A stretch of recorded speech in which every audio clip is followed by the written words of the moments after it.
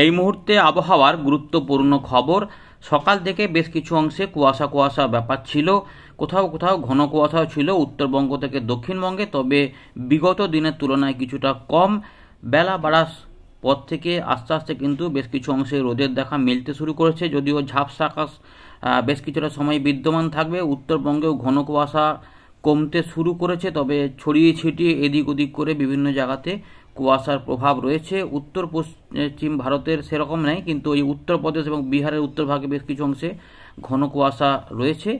এবারে যেটা হবে, তাপমাত্রায় পতন হবে, 5 ডিগ্রি পর্যন্ত নামবে। উত্তর পশ্চিম ভারত থেকে নামতে শুরু করেছে, মধ্য ভারতেও নামা শুরু হয়েছে। আমাদের বাংলাতে এবারে রবিবার থেকে 3 থেকে 4 দিনের জন্য তাপমাত্রায় পতন হবে, যেখানে কোথাও কোথাও 7 থেকে 8 ডিগ্রি পর্যন্ত তাপমাত্রা লক্ষ্য করা যেতে পারে। তারপরে আবার পরিবর্তন হবে, তবে বঙ্গোপসাগর থেকে জলীয় বাষ্প ঢুকবে, যার জন্য কলকাতা সহ আশেপাশের বিভিন্ন অংশে কিন্তু ঘন কুয়াশা হতে পারে। চাষি ভাইদের একটু সজাগ থাকতে হবে, বিশেষ করে আলু চাষিদের, কারণ এই কুয়াশা, এই রোদ, এই ঠান্ডা বাড়ছে, এই ঠান্ডা কমছে, এতে কিন্তু ফসলের কিছু কিছু সমস্যা তৈরি হতেও পারে, তাই সতর্ক থাকতে হবে, পরামর্শ অনুযায়ী কাজ করতে হবে, এগুলো কিন্তু মাথায় রাখতে হবে। বৃষ্টিপাত হবে কিনা আমরা দেখে নিচ্ছি, এখানে কি কি পাওয়া যাচ্ছে একবার ছোট্ট করে দেখে নিই। ভারতীয় মৌসুম ভবন কি বলছে, তারপর আমরা এখানে ফেরত আসছি।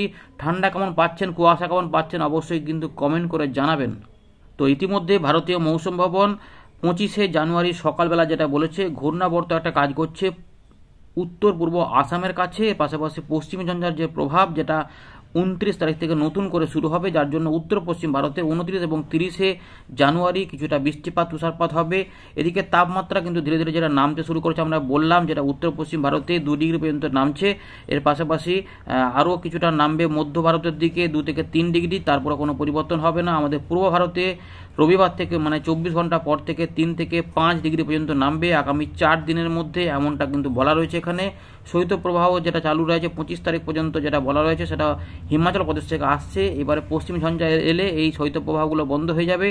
ঘন কুয়াশা সতর্কতা যেটা দেওয়া হয়েছিল, সেটা হচ্ছে যে উত্তরবঙ্গ, সিকিমের দিকে এবং বিহারের দিকে 26শে জানুয়ারি পর্যন্ত, আমাদের গাঙ্গেয় পশ্চিমবঙ্গের কিছু কিছু অংশে 25 তারিখ পর্যন্ত, সেগুলো ইতিমধ্যে লক্ষ্য করা গেছে। এর পাশাপাশি 27শে জানুয়ারি পর্যন্ত আসাম, মেঘালয়, নাগাল্যান্ড, মণিপুর, মিজোরাম, ত্রিপুরার দিকেও থাকবে। এবং আমরা যেটা দেখবো যে এই যে আমাদের পশ্চিমবঙ্গ থেকে উত্তর পূর্ব ভারত, তার মাঝখানে যে বাংলাদেশ, সেইখানেও কিন্তু বেশ কিছু অংশে ঘন কুয়াশা প্রভাব দেখাবে। এর পাশাপাশি কোল্ড ডে কিন্তু ইতিমধ্যে 2 দিনের জন্য বলেছে আবহাওয়া দপ্তর, যেখানে 25 এবং 26শে জানুয়ারি অর্থাৎ শনিবার রোববারের জন্য বলা হয়েছে। বিহারের দিকে শীতলতম দিবস লক্ষ্য করা যেতে পারে। একটা দুটো ছবি আপনাদের দেখাবো, তাহলে আরেকটু পরিষ্কার হবেন। ইতিমধ্যে দেখুন এই যে ছবিগুলো দেখাই, এই যে 25 থেকে 26শে সকাল, এইগুলোতে কিন্তু এগুলোতে কুয়াশা কুয়াশা সতর্কতা রয়েছে। আর আমাদের এইগুলোতে যেটা রয়েছে, যেটা 26 তারিখে কিন্তু গাঙ্গেয় পশ্চিমবঙ্গ বা ঝাড়খণ্ডের দিকে ঘন কুয়াশা হবে না, কিন্তু যেটা হবে বিহারের দিকে এখানে শীতলতম দিন থাকবে, তাই ঠান্ডা এখান থেকে বেশি করে বাড়বে। এই প্রভাবটা আমরা 3-4 দিনে পাবো। তো বন্ধুরা, আমরা চলে এলাম উইন্ডি লাইভ স্ক্রিনে, যেখানে আমরা ছিলাম। তো ইতিমধ্যে অনেক জায়গাতেই পরিষ্কার হতে শুরু করে দিয়েছে কুয়াশাগুলো ধীরে ধীরে, তবে ঠান্ডা কিন্তু অবশ্যই পাবেন। রাত থেকে সকালে ঠান্ডাটা ভালোই থাকবে। এই কুয়াশা ধীরে ধীরে সরতে শুরু করেছে, ত্রিপুরাও পরিষ্কার হয়ে গেছে, আসামও পরিষ্কার হয়ে গেছে অনেকটাই। এবারে ঝঞ্ঝার প্রভাবটা আমরা দেখাই, তার পাশাপাশি কুয়াশা, এখন ঝঞ্ঝাটা নেই, ঝঞ্ঝাটা আসবে 29 তারিখে। এখন যেটা হবে, সকালের দিকে কিছুটা জলীয় বাষ্প ঢুকবে এবং ঠান্ডা বাড়বে, সুতরাং উপকূলবর্তী এলাকাতে কিছু কিছু অংশে কুয়াশা তৈরি হবে। কিন্তু এখন যখন দেখুন বায়ু প্রবাহগুলো সব এদিকে রয়েছে, এই বায়ু প্রবাহটাই ঘুরে যাবে বুধবার থেকে ধীরে ধীরে। এই দেখুন বায়ু প্রবাহগুলো ঘুরে যাচ্ছে এবং এখানে কুয়াশা তৈরি হবে। তাই চাষি ভাইরা যারা রয়েছেন, বুধবার বৃহস্পতিবারগুলো দেখুন এই যে কুয়াশা এবং বিক্ষিপ্ত বৃষ্টিপাতের পূর্বাভাস পাওয়া যাচ্ছে। কুয়াশা কোথায় হবে না, পশ্চিম বর্ধমান, পূর্ব বর্ধমান, বীরভূম, মুর্শিদাবাদ, নদিয়া, 2 চব্বিশ পরগনা, কলকাতা, হাওড়া, হুগলি, ঝাড়গ্রামের দিকে ঘন কুয়াশা হতে পারে এখানে।